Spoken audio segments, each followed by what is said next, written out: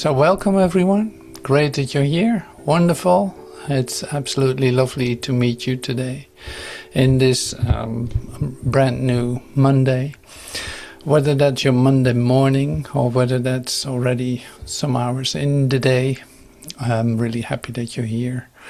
So today in Spiritual Healing Open Sessions, we are going to start with the daily lesson of A Course in Miracles, which is lesson 293. And we're going to read that and actually practice it, because words are of little meaning now in this, say, second part of the workbook of A Course in Miracles. We let that all go. Like we let the words go, really go for the experience itself. And that's a real beautiful opportunity with all of us here. So thank you for joining. And today, like I said, we actually continue with the topic that was started yesterday with Joel Goldsmith class, and that is like escaping karmic law and recognizing the one law that truly exists, which is the law of love, the law of God. But escaping karmic law, we can definitely take another look at that and see how it translates into A Course in Miracles, because the word karma is not in A Course in Miracles, but it is used by Joel Goldsmith. And not to compare it endlessly, but more like, that's just a matter of language. Like karma, we all have ideas about karma, but what actually is it? And who is determining what karma is? In A Course in Miracles, you're very familiar with the idea of guilt. Guilt, karma, is that the same thing? Well, we're going to find out. So that's one thing, and the release of that, the release of guilt, the release of karma, is a big, huge item, say in A Course in Miracles. And of course, it's like, as long as I walk around here as an entity in time and space, it appears that I have like a tail behind me with memories that aren't that pretty, or this or that didn't really go that well. So it's like you drag that with you up to the moment that you let go of it. So that's why it's so interesting in this spiritual healing class that we're actually in right now, meeting, that we can release it. We're actually going to practice doing so. So that's all later. So to get the most of the benefit out of this coming together in this sacred space that we, say, literally make together by having our purpose in the one purpose, receiving what is true about ourselves and coming into the experience of that. So what happens is then we will be still. Because if we calm down our concepts and start to really deeply connect with ourselves, by breathing, by taking away like distractions for ourselves, by releasing investments in thoughts that are so important a moment ago, but now they just like can go. And this is how we enter into the daily lesson. So I would say sit back and relax.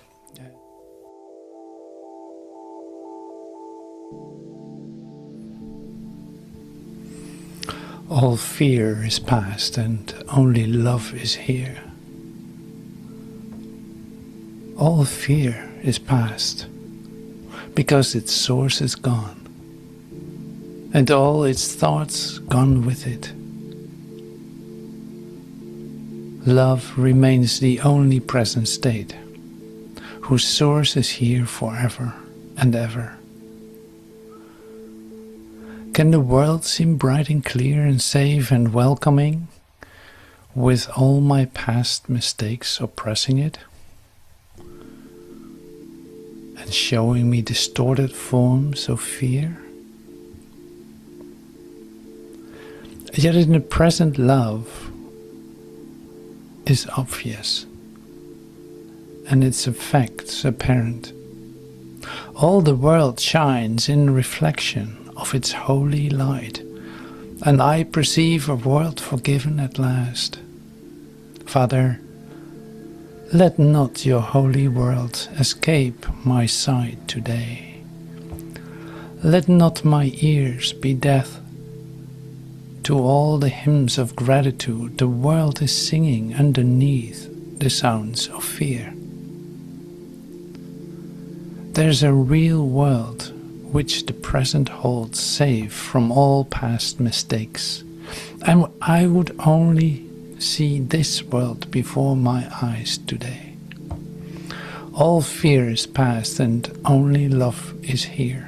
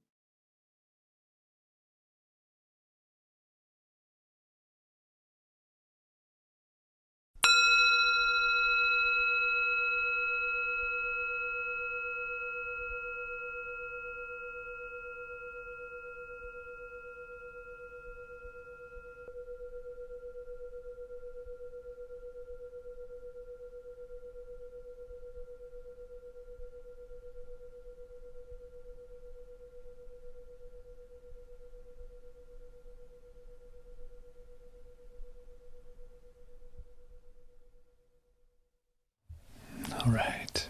Thank you so much for joining. You see, you slide into silence. How nice is that? So thank you for joining me in that. That's really lovely. So today we're looking at the idea of karma, escaping karma. But first, karma. Like, hey, why is that? Why is there karma? Why is there guilt? As we translate it into A Course in Miracles language, it is guilt. It's like, why is guilt here? Why is there such an idea as guilt? Like, what is the attraction to it? Apparently it's attractive. Otherwise you wouldn't, attract it. So that's interesting. So in chapter 19 of A Course in Miracles, I found some expressions that I love to read and use today, because they give a very beautiful, direction, and the direction is like, which messengers are you following? And which messengers are you sending out? And I love that idea. It is like, okay, here's your army of angels, but what are you going to do with it? Are you going to literally let them bring peace everywhere? Or are you trying to manage your own little thing to accomplish that? And use your messengers for that, your whole army of angels, to achieve your goal. And this is, of course, really interesting. It's like this comes back in chapter 19, the obstacles to peace, but then this specific part of the attraction of guilt. There's you can't get rid of it. Yeah, it seems like you can't get rid of guilt, and so it's like you try to get rid of it, but you're also attracted to it, and that's where it stops, in fact, with the dissolving of guilt. So it's like you're attracted to it, but at the same time you want to get rid of it. And you don't want to feel that, but it's coming back to you. It's like sticking on you. It's sticking on you until you release something. It's like, that would change and shift it. But how does it actually work?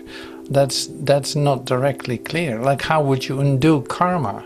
If you think that karma And who is the fabricator of the idea of karma? Like, who makes the law of karma? Who is actually doing that? So the idea of karma, you could say, is just your own formulation of what you know with your your dualistic thinking of good and bad, sinful, sinless, good. Yeah. So it's like it comes back to you with your idea about this is acceptable and that is not acceptable. And here's where it immediately, it's like, breaks down. In fact, it's right away not working, because you make the distinction that, for instance, you did something bad with your interpretation of that and with your consequences, because now you have made that real for yourself and you carry the load on your back or wherever you do that. It's like you carry that with you. And now you have a problem. And so, based on your own ideas. So, this is where it always comes down to, of course, like I'm doing this to myself.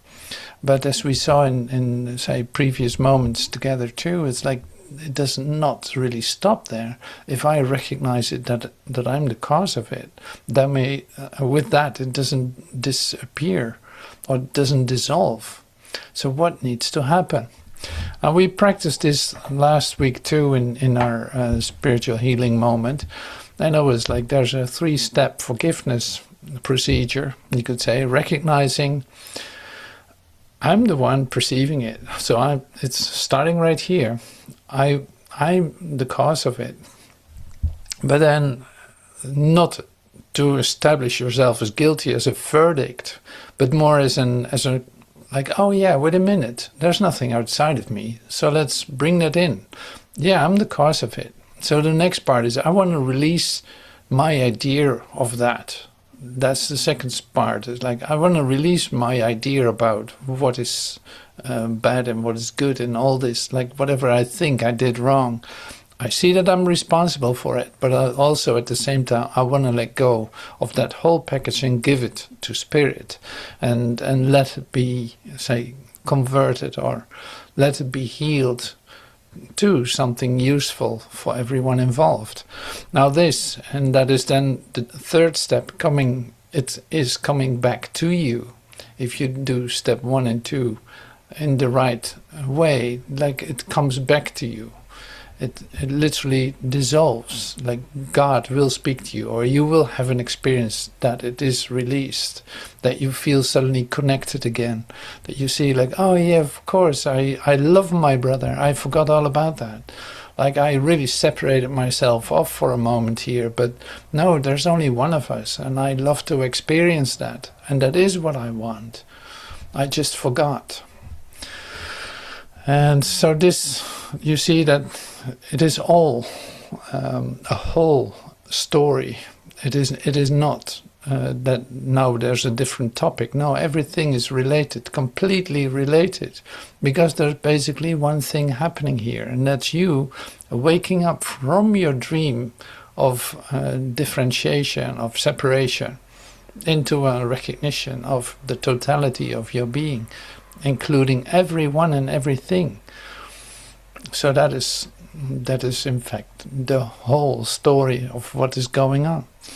Now this, like I said, in chapter 19, I think it was 19, 19F in the word text, so I'll bring that up because it's nice to use that as a guide for my talk here. So I basically do this for myself,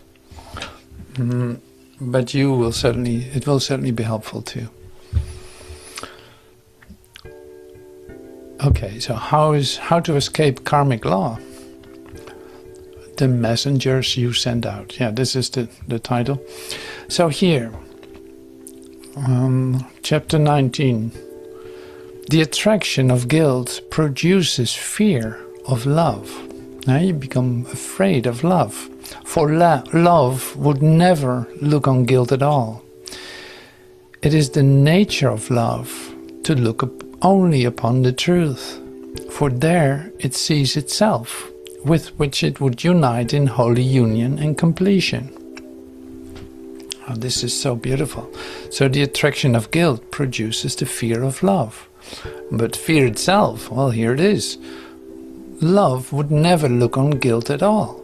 It is the nature of love to look upon only the truth, for there it sees itself, with which it would unite in holy union and completion. As love must look past fear, so must fear see love not, for love contains the end of guilt as sure as fear depends on it. Love is attracted only to love. Overlooking guilt completely, it sees no fear. Being wholly without attack, it could not be afraid. That would literally be impossible. It could not be afraid because it's overlooking. It sees no fear. Fear is attracted to what love sees not. And each believes that what the other looks upon does not exist. Fear looks on guilt with just the same devotion that love looks on itself. Fear looks on guilt with just the same devotion that love looks on itself. And each has messengers which they send forth and which return to them with messages written in the language in which their going forth was asked. Okay, so there's a beautiful metaphor. It's like you send out your drones, right? So you use your drone and you go and take a look at what is going on in the situation. You look for, like, you have your little sensors for, like, what is guilty, what is fearful, what is afraid, and you're going to look for it and you're going to find it, because literally your eyes are blinded by fear and by guilt. So you're going to find one somewhere out there that literally fits your picture. And this is like, you can imagine this is like the metaphor with the drone. Like you go and look with your little machine and you see, oh yeah, here's one. Yeah, I can use that one. Oh, this one. Yes, it's you. And you'll bring out your messengers and they come back with a picture that you want to have, in order to not feel the guilt yourself and see it out there. Or, and this is like the drone of love, you could say, the drone of love. It looks with like open, no filter at all. It looks at all the loveliness that is around. It oversees all differences and just looks for unity and recognition. And this comes back to you with all its like abundance, because you can see it everywhere. If you want to, you can see it everywhere. Now I love to go and look for it, recognizing that it only reflects the love that I am, and seeing that there's one gathering taking place of unity and reunion, unity of oneness, recognizing there's only one of us, and everyone is included in that. So it's like, this is how it works. Like you look with your little drone with a fear and guilt filter to point out to one. It's like, okay, this is the one. I got my little spot, like my little cross, like this is the one. I'm gonna target this one as the guilty one. So it will carry my guilt and see what happens. At least I'm gotten rid of it. So that's wonderful. It worked perfectly. Not realizing that it will return back to you, since it is your dream and you're the one that is actually doing this. So this is the choices that you have. Which messengers are you sending out? So are you sending out your army of angels, or are you sending out your army of devils? Yeah. Love messengers are gently sent and return with messages of love and gentleness. The messengers of fear are harshly ordered to seek out guilt and cherish every scrap of evil and sin that they can find, losing none of them on pain of death, and laying them respectfully before their Lord and Master.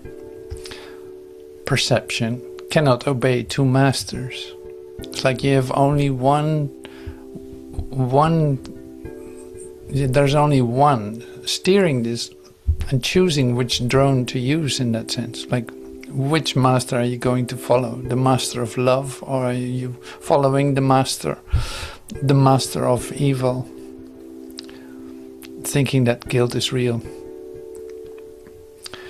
Each asking for messages of different things in different languages. What fear would feed upon, love overlooks. And what fear demands, love cannot even see. The fierce attraction that guilt holds for fear is wholly absent from love's gentle perception. What love would look upon is meaningless to fear and quite invisible. Relationships in this world are the result of how the world is seen. And this depends on which emotion was called to send its messengers to look upon it and return with word of what they saw. Okay, so this, of course, I'm going to repeat it one more time because you missed it probably just like me. What love would look upon is meaningless to fear and quite invisible. Relationships in this world are the result of how the world is seen, and this depends on which emotion was called on to send its messengers to look upon it and return with word of what they saw. All right, so let's stop here because I don't need to read too much, but it's like this is interesting, of course, because so with what eyes are you looking? What are you trying to find? Are you trying to find the guilty one, the one that has done it, or are you keeping your mind occupied with that? Like, yeah, we all do that. We all have done that, and we all do that. It's like naturally the human mind would really go for it and check it out. It's like at least have the tendency to do so.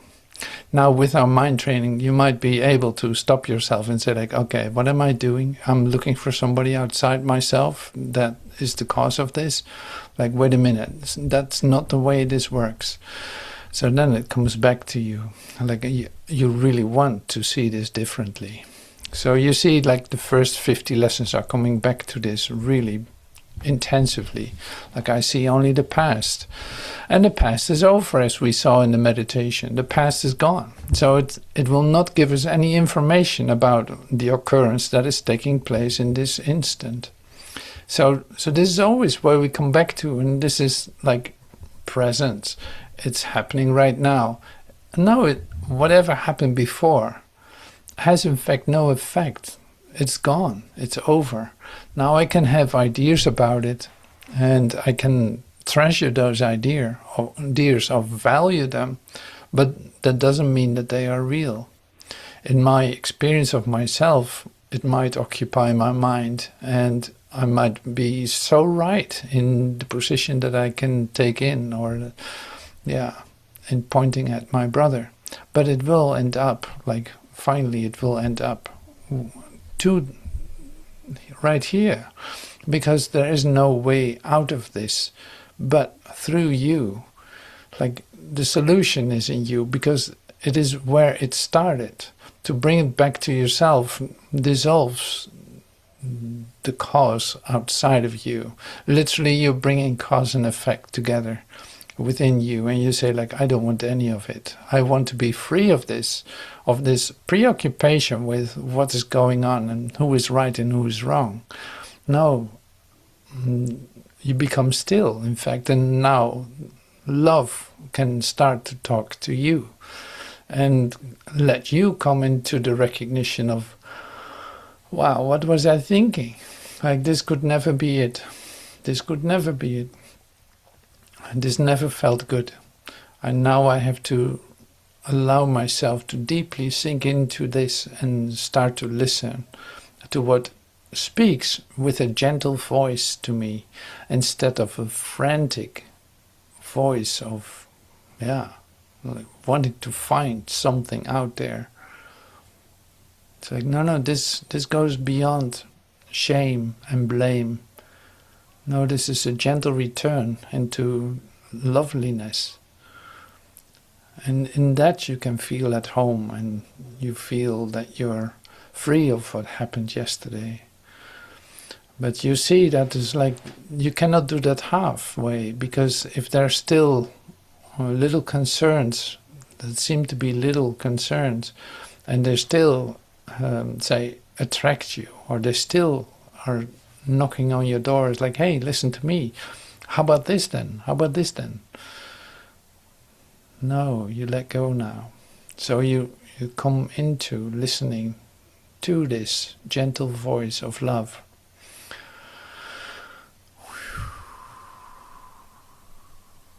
If you send forth only the messengers the Holy Spirit gave you, wanting no messages but theirs, you will see fear no more.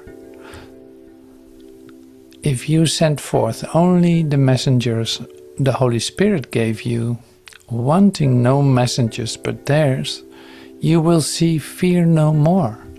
The world will be transformed before your sight, cleansed of all guilt, and softly brushed with beauty. The world contains no fear that you laid not upon it. No? The world contains no fear that you laid not upon it. You need an image for guilt, for karma. You need an image. You need an image. You need to see that something happened. You need to have visual proof that something happened. And this is, of course, essential. Like, otherwise, nothing seemed to be proven that really happened. Like, you have no proof of it. In other words, so everything that has to do with form, everything that has to do with perception, everything that has to do with the body doing something against something else, someone else, is your visual proof that something has occurred. And you can prove it with the scars on your body. You can prove it on all the ways that we do it. Now, like, it's very advanced with cameras everywhere. It's like you were there at that point and you did that and blah, blah, blah, blah, blah. It's like you have visual proof of the action, of your guilty action. And here is your, is justice, in fact, proven that you are guilty. I don't want to go into the justice system right now, but what I'm trying to say here is this is like you need an image to prove your guilt. And this is something that really works for, say, a human ego mind. It was like you look for pictures for everything. You have images that in fact display your desires and your wishes. You can manipulate it any way that you want it, and you can see it any way that you want it. So, in fact, you send out the messengers to pick the images that you would really want. Otherwise, you would not be seeing them. Now, you can say like that is the attraction of guilt. It's like you look for the images of guilt that you can find if you believe that to be something. But you need that image so that you can prove that your brother did something to you that actually has not occurred. Yeah.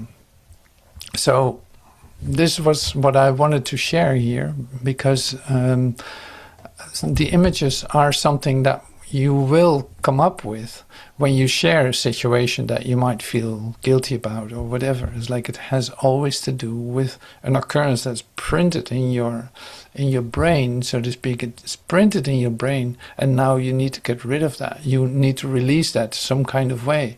Well, this image is literally visual proof that it actually occurred. Communion is another kind of completion which goes beyond guilt because it goes beyond the body.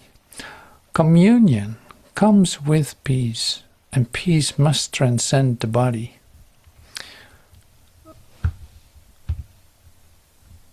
So you can say like, that's why there's always bodies involved in guilt. And you can say like this, wait a minute, so like there's always a body identification. I have to do a couple of things, sorry. There's always a body involved in guilt, because the body was at a certain time, did a certain thing, and that is the problem or something. Like that's a real occurrence in your mind, since you value the body and you see that as your own identity. That's where it starts. All right, so this was what I wanted to share, but I wanted to have a couple of points really clear. So that's really lovely that we could do it this way.